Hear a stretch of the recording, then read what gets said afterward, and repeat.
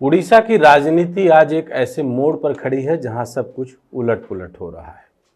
कांग्रेस का अविश्वास प्रस्ताव सिर्फ सत्ता पर नहीं बल्कि उस जनभावना पर भी है जो पिछले साल तक पांड्यन को सत्ता से बाहर धकेल चुकी थी।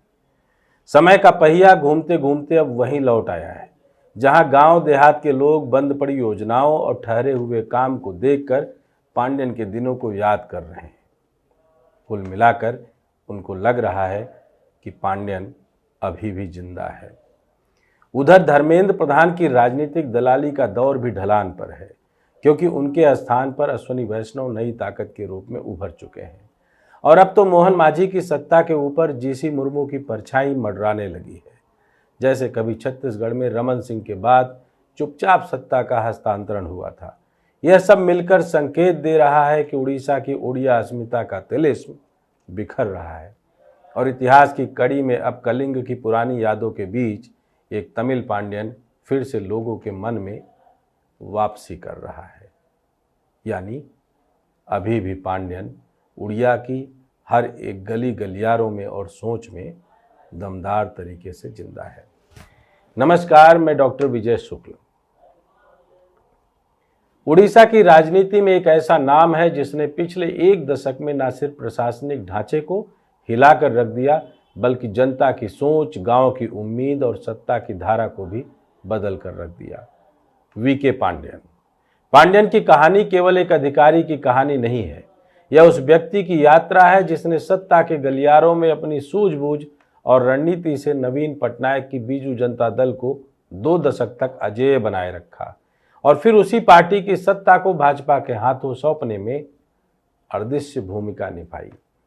यानी कुल मिलाकर पांड्यन ने किंग मेकर की भूमिका निभाई, लेकिन अपनी पार्टी के पूरे वर्चस्व को भारतीय जनता पार्टी को किंग बनाने के लिए निभाकर। ऐसा हम नहीं, ऐसा उड़ीसा का हर एक आम जनमानस भारतीय जनता पार्टी की सत्ता उड़ीसा में आने पर सोच रहा था और पांड्यन को कोस भी रहा था। पर आज जब भाजपा सरकार को राज्य में आए 1 बरस से अधिक हो चुका है, उड़ीसा के गांव-गांव में एक अनोखी गूंज दिखाई दे रही है। लोग कह रहे हैं, जब पांड्यन थे तब काम होता था, योजनाएं चलती थी, अधिकारी जनता के बीच आते थे, आज सब ठहर सा गया है। यह केवल एक शिकायत नहीं है बल्कि उस प्रेम का प्रतीक है जो जनता के दिलों में पांड्यन के लिए उमड़ रहा है।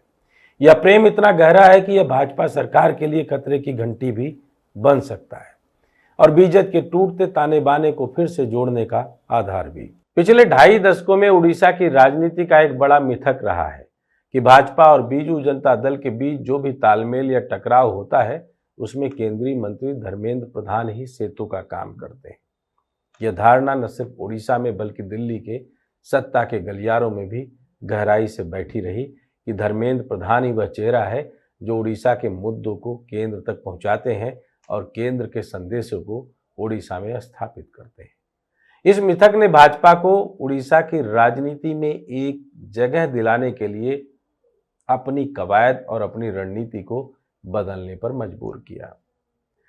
उसने धर्मेंद्र प्रधान की परछाई से निकलकर एक ऐसी भाजपा का ताना बाना बुना जिसने मनमोहन सामल के नेतृत्व में संगठनात्मक मजबूती को पक्का करते हुए पांड्यन को उड़िया अस्मिता के लिए खतरा बताते हुए बाहरी बनाम उड़िया की ऐसी रणनीति छेड़ दी कि कुल मिलाकर राज्य पर भारतीय जनता पार्टी आकार लेने लगी।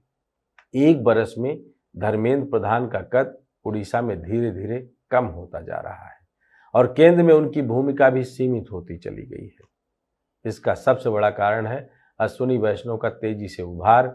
रेल मंत्री और प्रमुख नीतिगत निर्णयों में प्रधानमंत्री नरेंद्र मोदी के बेहद भरोसेमंद नेताओं में गिने जाने वाले अश्विनी वैष्णव ने न सिर्फ केंद्र में अपनी मजबूत स्थिति बनाई बल्कि उड़ीसा की राजनीति में भी उनकी गहरी पैठ बन गई। नतीजा निकला कि धर्मेंद्र प्रधान का वह कद जो कभी भाजपा और बीजू जनता दल के बीच अपनी सियासी रोटी सेकने के रूप में पुल सा दिखता था, कमजोर पड़ गया और धीरे धीरे राज्य के छोटे से बड़े निर्णयों में वैष्णव की भागीदारी बढ़ी और धर्मेंद्र प्रधान को भारतीय जनता पार्टी के सिस्टम ने, रणनीति ने बाहर का रास्ता दिखा दिया। इसी पृष्ठभूमि में वीके पांड्यन का उभार और भी ज्यादा मायने रखता है। पांड्यन सिर्फ नवीन पटनायक के प्रशासकीय सहायक नहीं रहे, वे धीरे धीरे जनता के बीच अपने पुराने कामों के जरिए अब मन वापसी कर रहे हैं। पांड्यन का बढ़ता यह कद बीजू जनता दल तक ही सीमित नहीं है, बल्कि भाजपा के लिए भी चुनौती बन रहा है। भाजपा को यह एहसास हो रहा है कि अगर वह ओडिशा में अपनी पकड़ मजबूत करना चाहती है तो उसे सिर्फ मोहन मांझी पर निर्भर नहीं रहना होगा, उसे नए समीकरण बनाने होंगे और संभव है कि इस दिशा में केंद्र ने पहले ही अपने कदम बढ़ा लिए हों। और उसी कदम का एक नतीजा है हाल ही में जगन्नाथ मंदिर के प्रशासन में जीसी मुर्मू की भूमिका को लेकर चर्चा। मुर्मू ने सिर्फ ओडिशा से आते हैं, बल्कि वे केंद्र सरकार के भी बेहद भरोसेमंद और अनुभवी अधिकारी रहे हैं। पूर्व नियंत्रक एवं महालेखा परीक्षक और जम्मू कश्मीर के पहले उपराज्यपाल के रूप में उन्होंने जो छाप छोड़ी है वह यह संकेत देती है कि केंद्र उन्हें किसी बड़े राजनीतिक रोल में देख रहा है। जगन्नाथ मंदिर का प्रबंधन सिर्फ धार्मिक मामला नहीं है, यह उड़ीसा की राजनीति की धड़कन है। वहां किसी व्यक्ति की नियुक्ति का मतलब है कि उसे उड़ीसा के राजनीतिक भविष्य की धुरी बनाया जा रहा है। इसलिए मुर्मू की इस नियुक्ति को साधारण घटना नहीं माना जा सकता। इसे कई विश्लेषक उसी रणनीति का हिस्सा मान रहे हैं जो कभी छत्तीसगढ़ में अपनाई गई थी। वहां भी धीरे धीरे केंद्र ने डॉक्टर रमन सिंह को राज्य में स्थापित किया और अंततः उन्हें मुख्यमंत्री बनाया। उड़ीसा में भी वैसा ही खेल खेला जा सकता है। बीजू जनता दल के मुखिया और पूर्व मुख्यमंत्री नवीन पटनायक उम्रदराज हो चुके हैं और उनकी सेहत भी अब पहले जैसी नहीं है। ऐसे में सवाल यह है कि उनके उत्तराधिकारी कौन होंगे। पांड्यन का कद बढ़ रहा है, लेकिन भाजपा उन्हें आसानी से सत्ता में नहीं आने देना चाहती। भाजपा की रणनीति यह हो सकती है कि वह मुर्मू को धीरे धीरे एक स्वीकार्य चेहरे के रूप में प्रस्तुत करे, ठीक उसी तरह जैसे अश्विनी वैष्णव ने केंद्र में धर्मेंद्र प्रधान को पीछे छोड़ते हुए जगह बनाई। भविष्य में संभव है कि जीसी मुर्मू को मोहन मांझी की तरह भाजपा का नया चेहरा बनाया जा सके उनकी जगह पर। इस तरह उड़ीसा की राजनीति में दो समानांतर बदलाव होंगे। बीजू जनता दल की कमान पांड्यन के हाथों में जाएगी और भाजपा की तरफ से मुर्मू को आगे लाया जाएगा।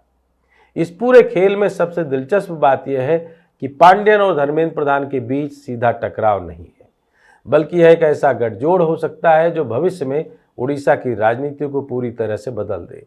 धर्मेंद्र प्रधान का कद भले ही घट गया हो, लेकिन उनके पुराने नेटवर्क और राजनीतिक समझ का इस्तेमाल पांड्यन कर सकते हैं। इस तरह बीजू जनता दल और भाजपा के बीच एक नया समीकरण बन सकता है, लेकिन वो भाजपा धर्मेंद्र प्रधान वाली भाजपा होगी। अगर हम पिछले 25 वर्षों की राजनीति पर नजर डालें तो पाएंगे कि यह सब अचानक नहीं हुआ। नवीन पटनायक के नेतृत्व में बीजू जनता दल ने जिस तरह भाजपा के साथ गठबंधन किया और फिर उससे अलग होकर अकेले सत्ता चलाई, वह एक लंबी प्रक्रिया थी। भाजपा ने भी कभी सहयोगी और कभी विपक्षी की भूमिका निभाई। इस दौरान धर्मेंद्र प्रधान ने सेतु की भूमिका निभाई, लेकिन अब वह सेतु टूट रहा है और उसकी जगह वैष्णव और मुर्मू जैसे नए किरदार ले रहे हैं। इस परिवर्तन को समझने के लिए यह भी देखना होगा कि पांड्यन ने कैसे जमीन पर अपनी पकड़ बनाई है। वे प्रशासनिक अधिकारी रहते हुए भी जनता के बीच गए, विकास योजनाओं को सीधे लोगों तक पहुंचाया और खुद को नवीन पटनायक के भरोसेमंद के रूप में स्थापित किया। इससे जनता में उनके प्रति भरोसा बढ़ा, धीरे धीरे एक नेता के रूप में देखे जाने लगे। यह सब योजनाबद्ध तरीके से हुआ और इसमें नवीन पटनायक की सहमति हमेशा शामिल रही। फिर एक ऐसा दौर आया जब पांड्यन का कद इतना बड़ा हो गया कि भारतीय जनता पार्टी ने उसी बड़े कद को अपने सियासी हथियार के रूप में इस्तेमाल किया। ओडिया अस्मिता का दांव चलते हुए नवीन पटनायक की 2.5 दशक से ऊपर की सत्ता को बाहर निकाल फेंका। पांड्यन को लोग बीजू जनता दल के कार्यकर्ताओं के साथ साथ बीजू जनता दल की सत्ता के जाने का जिम्मेदार देखने लगे। हर एक कार्यकर्ता को लगा कि पांड्यन ने उनके साथ दगाबाजी की और पांड्यन ने नवीन पटनायक को पर्दे के पीछे रखकर अपने आगे कद को बढ़ाकर पार्टी का पूरा सियासी भविष्य ही मटियामेट कर दिया। लेकिन अब समय करवट ले रहा है। एक बरस में पांड्यन के किए गए कामों को, ठप पड़ी योजनाओं को देखकर जनता ने यह समझ लिया कि उनके लिए काम करने वाला असली नायक नवीन पटनायक का अपना नायक पांड्यन ही है।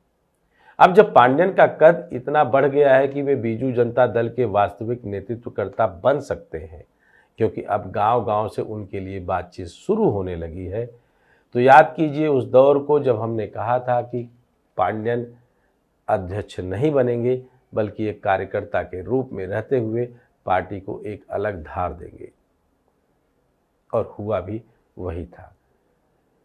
तो अब जब पांड्यन की पूरी स्वीकारोक्ति कार्यकर्ताओं से लेकर गांव देहात और आम जनमानस में बनने लगी है, तो ये सवाल उठना स्वाभाविक है कि इस हालात में भाजपा क्या करेगी।